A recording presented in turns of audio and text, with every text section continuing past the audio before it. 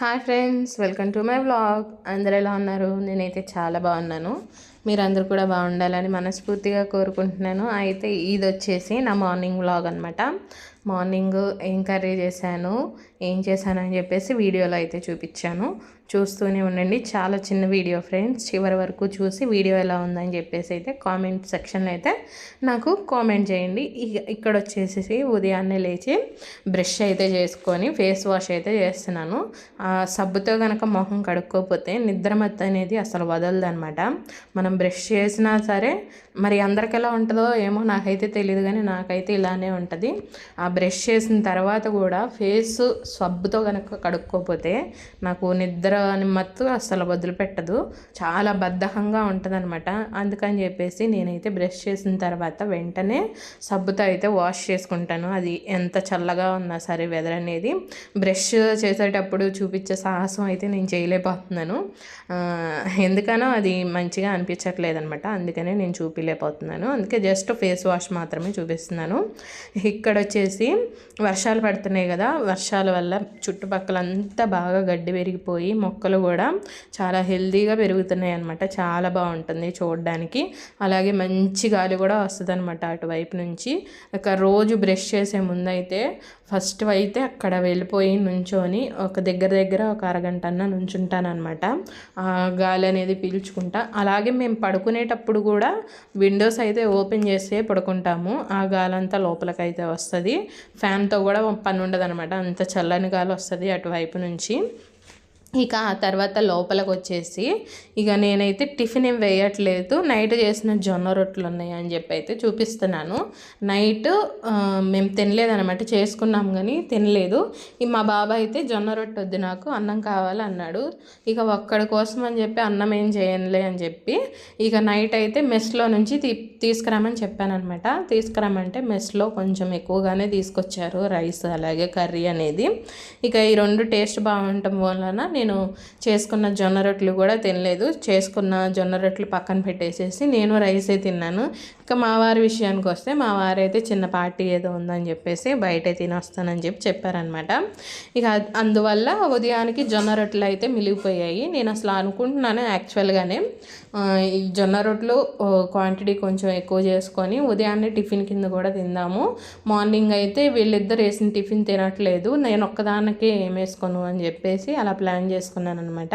లక్కీగా అవే మిగిలిపోయాయి. ఇక ఉదయాన్నే టిఫిన్ కింద కూడా అవే తినేసాను. ఇక ఇక్కడ వచ్చేసి కూరగాయలు అయితే ఏమీ లేవని చెప్పి మా బాబుకి అయితే కోడిగుడ్డు కారం అయితే చేస్తున్నాను అనమాట. నల్ల కారం కోడిగుడ్డు ఫ్రై అయితే చేస్తున్నాను. టేస్ట్ అయితే చాలా బాగుంది ఇలా నల్ల కారం వేసుకొని చేసుకుంటే. అదే నేను ఆ జొన్న రొట్టెలో పెట్టుకొని అయితే తినేస్తాను అనమాట.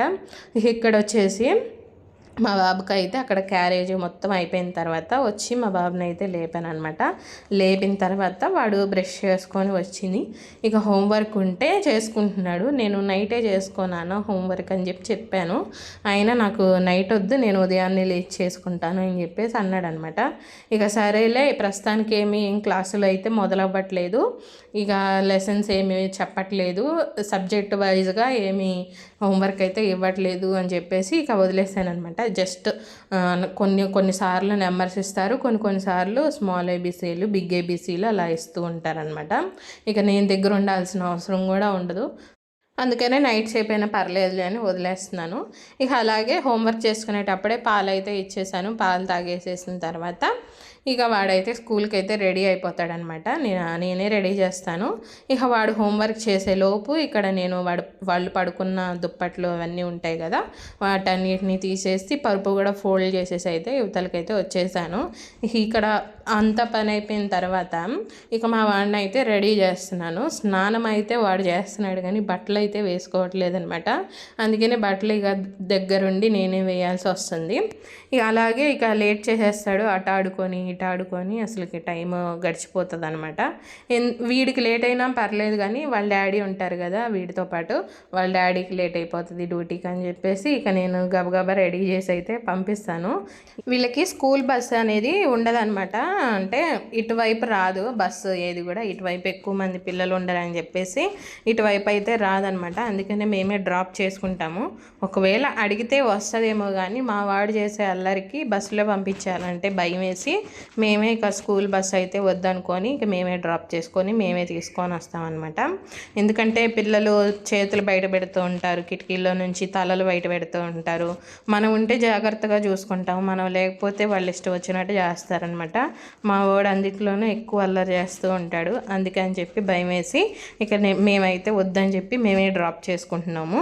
ఇక వాళ్ళు వెళ్ళిపోయిన తర్వాత అయితే ప్రశాంతంగా కూర్చొని ఇక టీ అయితే తాగి ఫస్ట్ అయితే టిఫిన్ చేస్తున్నాను.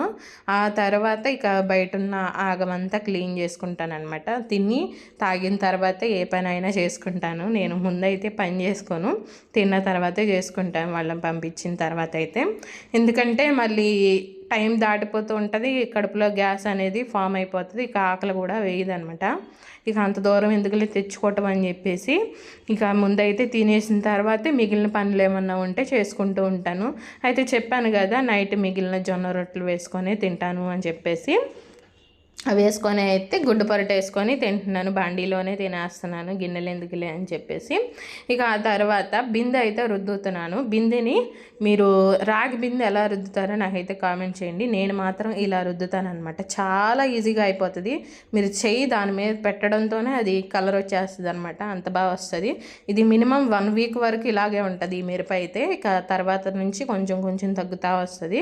ఇలాగైతే ట్రై చేయండి. నేనేం చేశానంటే ఫస్ట్ పసుపు తీసుకున్నాను, ఉప్పు తీసుకున్నాను, ఆ తర్వాత నిమ్మ చెక్క ఉంటే నిమ్మ చెక్క తీసుకొని అయితే రుద్దేస్తున్నాను అనమాట.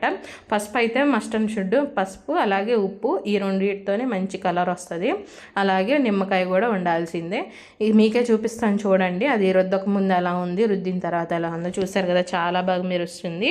మీకు కూడా నచ్చితే కనుక కంపల్సరీ ఫాలో అవ్వండి. అప్పటికప్పుడు చాలా త్వరగా అయిపోవాలి అనుకుంటే ఈ ట్రిక్ అయితే ఫాలో చేయండి, చాలా బాగా యూజ్ అవుతుంది అనమాట. చాలామంది పూజలు అవి చేసుకుంటూ ఉంటారు కదా, వాళ్ళకైతే చాలా మంచిగా చాలా త్వరగా పోవడానికైతే చాలా బాగా యూజ్ అవుతుంది.